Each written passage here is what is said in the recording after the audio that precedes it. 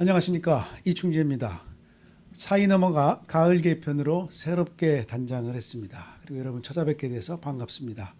저희 사이너머는 기독교적 가치관을 갖고 이 세상 한가운데 살고 있는 우리 평범한 시민들이 어떻게 살 것인가, 그런 이슈들을 찾아가고 있습니다. 우리 그리스도인들이 이 사회를 바라보는 방법에 대해서, 그리고 사회를 분석하고 그렇다면 대안은 어떤 것이 있는가 찾아보는 그런 순서로 진행을 하도록 하겠습니다.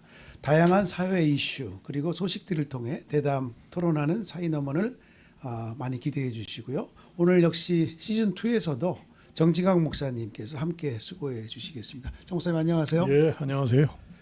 오랜만에 만나게 됐습니다. 아이, 그럼요. 한 3개월 됐나요? 네, 우선 인사 좀 부탁드릴까요? 네. 예, 3개월 만에 이렇게 다시 뵙게 돼서 대단히 반갑습니다.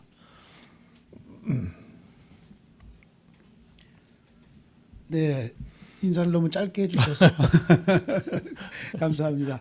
자, 이제 본격적인 대화 통해서 또 토론하면서 인사 포함한 내용들을 더 담아보겠습니다.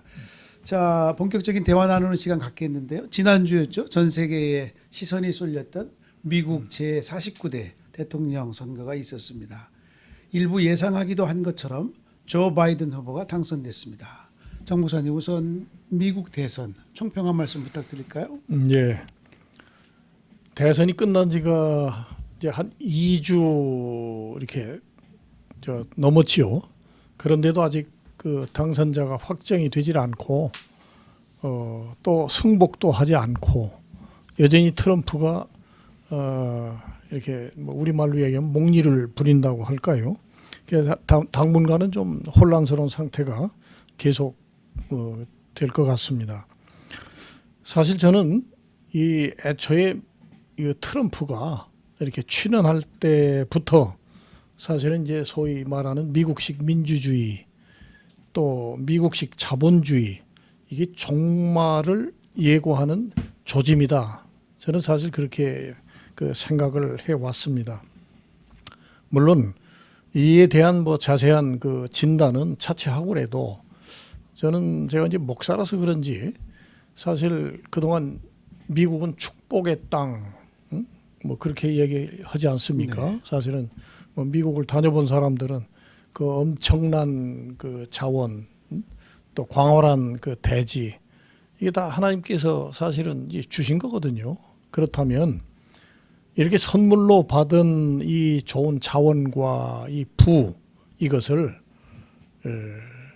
같이 이웃과 나누고 또 어려운 사람들에게 베풀고 하는 그 역할, 이걸 해야 된다, 이렇게 보는데, 오히려 미국이 그동안 해왔던 행태는 성경에 나오는 양 99마리 가진 부자가 한 마리 가진 가난한 사람 것을 빼앗는, 그래서 결국 그 다윗 그 가문이 재앙을 그렇게 그 하늘로부터 받은 것처럼 좀 그런 생각도 해봐요. 예. 제 역할을 못했고 오히려 미국이 그동안 얼마나 좀 횡포와 그 약한 국가, 그 또 약한 인종, 뭐 이런 사람들을 그렇게 힘들게 했는가.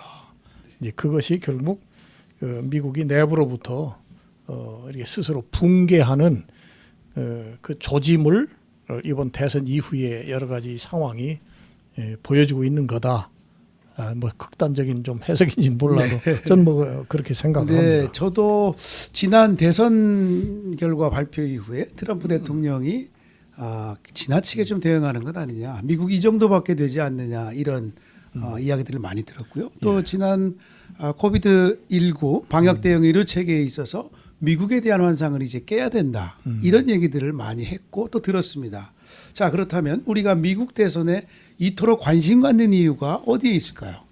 예, 뭐 무엇보다도 누가 대통령이 되느냐에 따라서 이 한반도의 이 미래가, 운명이 이렇게 좀 달려 있다고 보는, 좀 슬프지만 그건 뭐 어쩔 수 없이 인정을 해야 될, 바로 그 문제 때문에 이렇게 관심을 갖게 되는 거 아닌가, 이렇게 여겨지는데, 우리가 여기서 분명히 알아야 될 것은 설사 바이든이 되든 또 뭐 이런저런 경로를 거쳐서 계속 트럼프가 남든 간에 우리가 꼭 알아야 될 것은 통일 문제에 대해서만은 또 한반도의 운명에 대해서만은 결국 미국이 우리가 원하는 대로 그렇게 해주지는 않는다. 네.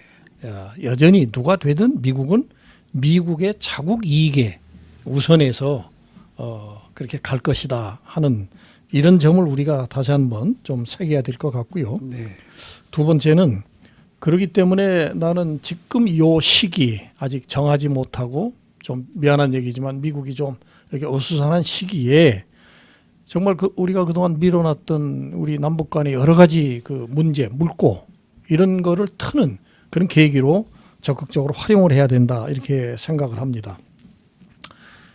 물론 이제 지금 정부는 거의 바이든이 이제 이렇게 대통령이 됐으니 과거 그가 속한 민주당 정권이 한반도 정책을 어떻게 해왔는가 하는 것들을 부지런히 분석을 하고 그에 기반해서 여러 가지 정책을 수립합니다만은 중요하지요. 네. 그러나 그에 앞서 우리가 꼭 그 먼저 다짐해야 될 사항은 적어도 이 한반도의 이 통일 문제만큼은 우리가 자주적으로 우리 스스로 해내야 된다고 하는 그런 각오, 그런 의지를 우리가 좀 확고하게 할 필요가 있다. 네. 저는 이제 이렇게 봐집니다. 그리고 마지막으로 제가 하나 더 강조하고 싶은 것은 그동안에 이 수십 년에 걸쳐서 남북 간의 정상들 간의 만남이 있었고 거기서 선언이 있었거든요. 네. 네. 그런데 우리 총장님도 기억하시는 대로 그 선언의 제1조 첫 번째가 뭐냐? 적어도 통일 문제는 우리끼리 주체적으로 해나가겠다. 이거 아닙니까? 예, 민족 그러니까 자주성 얘기는 뭐 예. 계속 7.4 남북 공동성명, 그렇죠. 6.15 선언, 또 우리 한국 그리스도인들이 자랑스럽게 해왔던 88 선언에서도 그 정신이 잘 나타나지 물론입니다. 않겠습니까? 그렇기 네. 때문에 적어도 이 통일 문제만큼은 우리끼리 하겠다고 하는 이 수십 년에 걸친 남북 정상 간의 이 선언이 구두선에 끝이지 않으려면 네. 뭔가 정말 주체적으로 그렇게 해야 된다. 이제 그런 생각입니다. 예, 그 한 여론조사였죠. 지난번 개성공단이 폭파되고 또 다시 그것을 재개하는 방향에 대해서 설문조사가 있었는데 아마 찬반이 비슷하게 나온 걸로 제가 리포트를 본 것 같거든요. 예. 네. 저도 뭐 그걸 봤는데요. 물론 뭐 이 정치권에서는 이 여론이 어디로 어떻게 가느냐 이 향배 이걸 살펴보는 거 대단히 저도 뭐 중요하다고 그렇게 봅니다만은 그러나 적어도 우리 민족의 운명이 달린 이 통일 문제, 이 남북 간의 이 문제를 언제까지 미국에 의존하고 눈치를 봐야 하는가 그런 얘기죠. 네. 그리고 우리가 분명히 알아야 될 것은 우리 대한민국이 더 이상 5, 60년대 그 대한민국이 아닙니다. 지금은 OECD 거의 10위권에 육박하는 그런 경제 강국이고 또 군사적으로 봐서도 적어도 세계 6, 7위권에 이렇게 해당되는 경제 군사 강국입니다. 네. 그러니까 이 위상이 달라요. 예전하고. 더군다나 최근 저 코로나 19 그 이 사태 전 세계 이 미중의 이 위기 속에서 한국이 K 방역이라고 하는 것으로 명명되는 소위 의료 강국, 의료 선진국 이것으로 지금 우뚝 서지 않습니까? 네, 네. 예.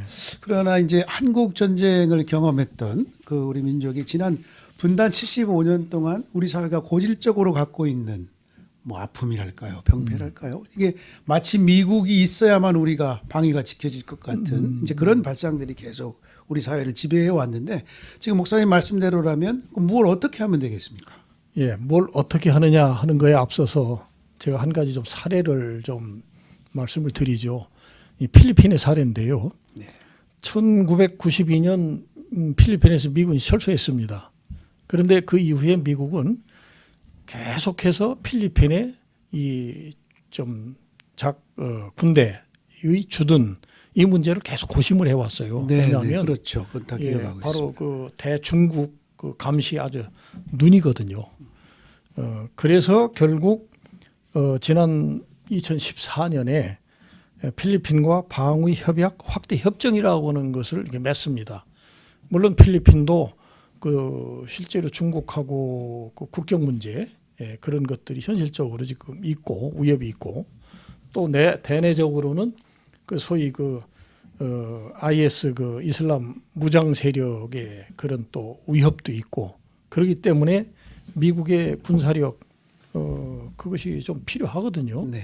그런 필요 때문에 그 협정을 맺었고 그래서 아마 금년 중으로 일부 방위군 그 미국 그 방위군의 그 필리핀 주둔 이것이 거의 이렇게 그 현실화되는 그런 상황에서 갑자기 금년 2월 달에 그 필리핀 대통령 두테르테가 이걸 일방적으로 폐기해 버리는 사건이 있었습니다. 네, 네.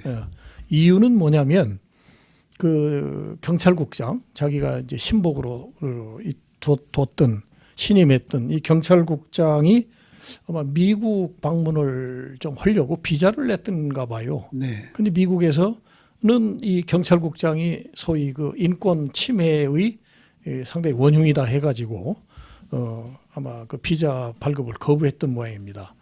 그랬더니 두테르테가 그걸 이제 이유 삼아가지고 그 협정을 일방적으로 폐기하면서 그 명분으로 삼은 게 이런 거예요. 국방은 절대 다른 나라에 의존할 게 아니다. 우리 스스로 지켜야 된다. 이렇게 파기했거든요. 그런데 필리핀이 그렇다고 군사적으로 강국이냐? 네. 그렇지 않아요. 세계 군사 이 서열로 보면 50위권도 채 들지 못하는 네. 약체 국가입니다. 네, 네. 그럼에도 불구하고 우리가 이러한 사례에서 배울 수 있는 것은 이게 그 자존심이죠. 민족의 자존심. 내 집은 내가 지킨다. 뭐 이런 네. 좀 자존심 같은 거 그런 기반 위에서 어떤 좀 대책도 나와야 되지 않겠나. 네, 결국 저는 그 말씀이죠. 목사님 말씀은 이제 우리가 미국 대선에 관심을 갖는 이유가 사실은 누가 되느냐 그 자체가 중요한 게 아니고 한반도의 평화적 발전 방향 그리고 인류의 어떻게 보면 평화 정착을 위해서 무관하지 않은 그런 주제가 아니었나 이렇게 생각을 합니다. 정 목사님 강조점 오히려 우리가 지금은 민족 문제를 우리 스스로 해결할 수 있는 기회로 만들어야 된다 이렇게 정리할 수 있겠습니다. 예, 그렇습니다. 예.